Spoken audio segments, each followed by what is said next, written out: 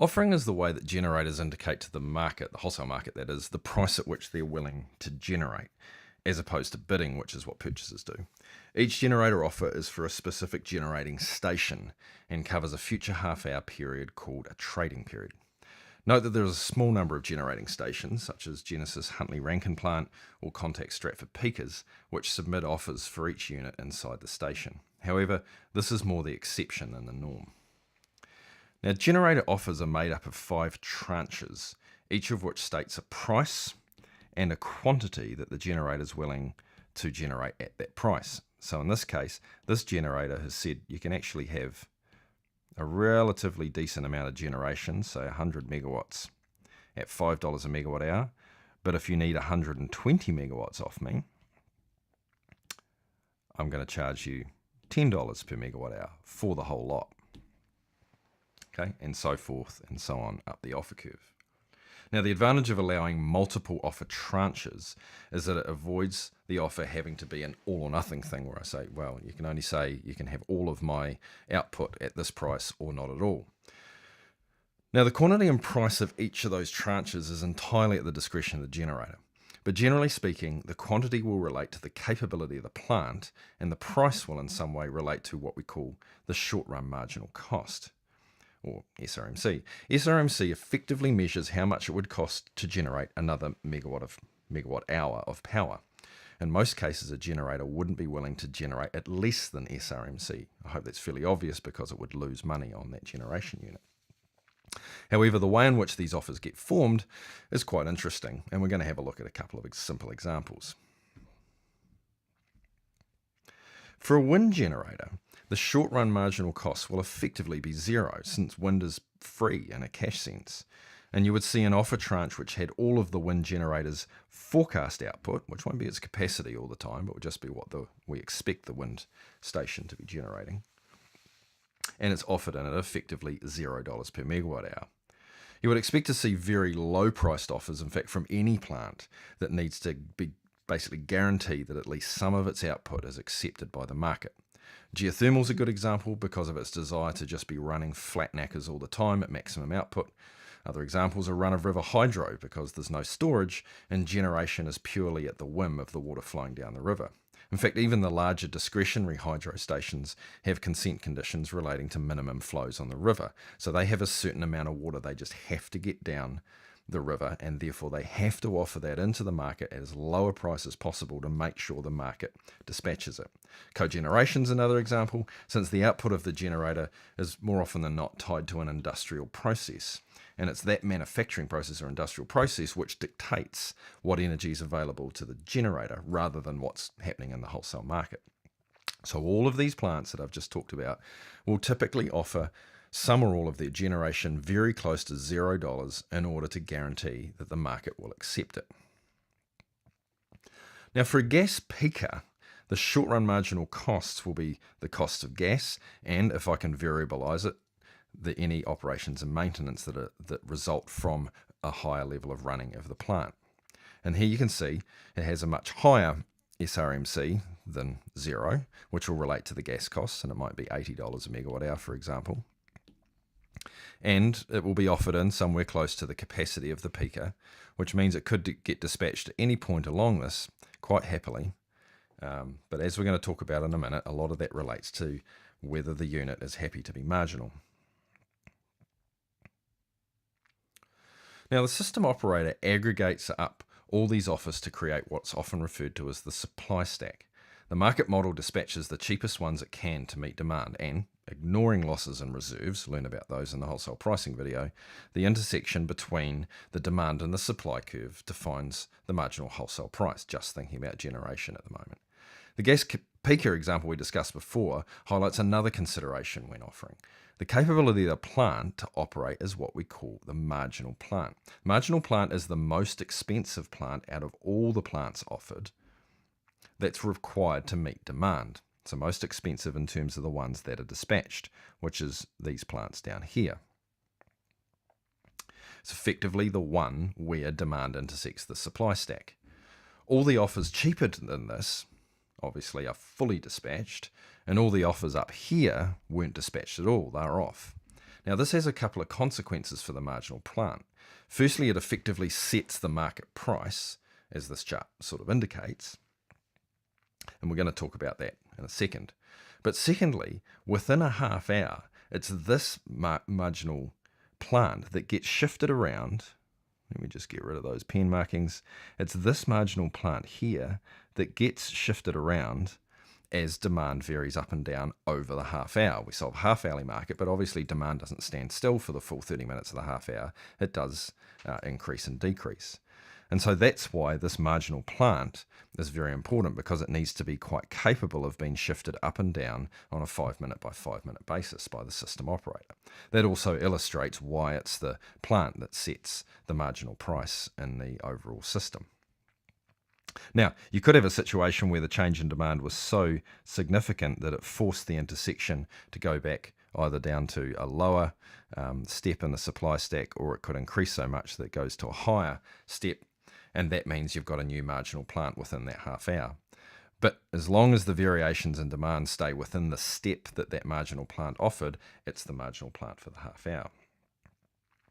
Now, while a gas peaker, because of the way they operate, are quite happily moved around over a half-hour period, other plants aren't so happy. As I've already mentioned, geothermal likes to be in fifth gear all the time, so that is not so happy being the marginal plant. Intermittent generation like wind also isn't that happy being the marginal plant, because it's not as if it can turn on if there's no wind there. Now, hydro is usually, if it's not run of river, is usually very happy being used as a marginal plant if it's got storage. They're very flexible units, hydro, that can move up or down reasonably effortlessly simply by allowing more water to pass through the turbine. Now, CCGTs and Huntly Rankine cycle the coal gas units at Huntly and the combined cycle gas turbines are a bit more of a complex case, mainly due to minimum loading. And we're going to have a look at this now. Combined cycle gas turbines, CCGTs, and the Huntly Rankine coal gas units have minimum levels of stable output, around 80 megawatts for a Huntly unit, and somewhere between 180 and, say, 240 megawatts for a combined cycle gas turbine. So even though these plants might be okay with being moved around a bit as demand varies and therefore being the marginal plant, they need to always be operating above that minimum stable level that's on the screen there. So how do they indicate that to the market?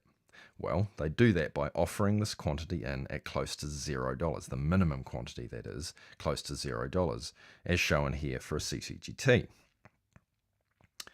The bit they're happy with being moved around, they can then offer at some price related to their short-run marginal cost or some other cost, as we discussed before. They may even choose to make very high levels of output available at even higher prices. Up here. And this is actually roughly how hydro units offer too. They may use more steps than just the 3 here. While their minimum operating levels are less about stable running and more about how much water they need to shift down the river due to resource consents or cascade river management, it's conceptually the same idea. I sort of have an amount of generation I really need to generate, and then I've got some discretionary stuff. There's just 2 extra things I have to think about with hydro. Hydro is equivalent to an SRMC as its water value, a concept we elaborate on in our reservoir management video. But also that the higher tranches are important to price right due to the fact that if they get used, that's these ones up here, if this is a hydro offer, if those tranches get used, more water gets moved through the station, which has a range of implications for managing multiple stations on a single river course. So for example, like the Waitaki system or the Waikato system, there are multiple power stations along that river, and if one starts ramping up really high, it has consequences for the other generators downstream.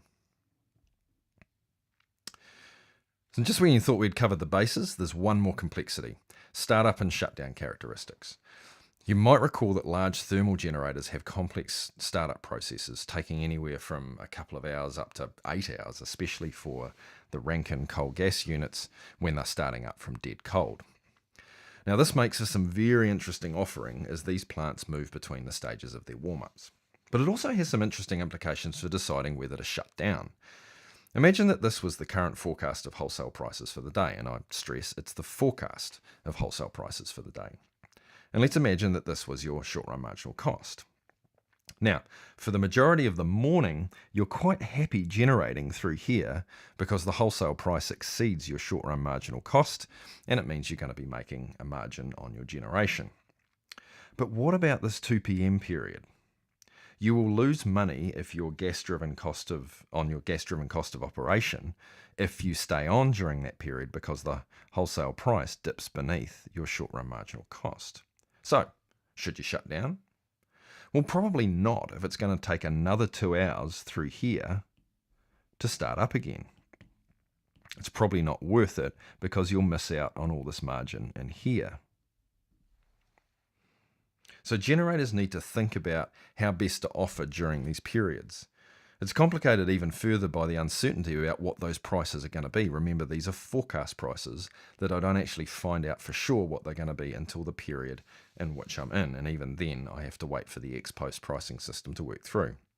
Now, this problem that large units face is often referred to as the unit commitment problem.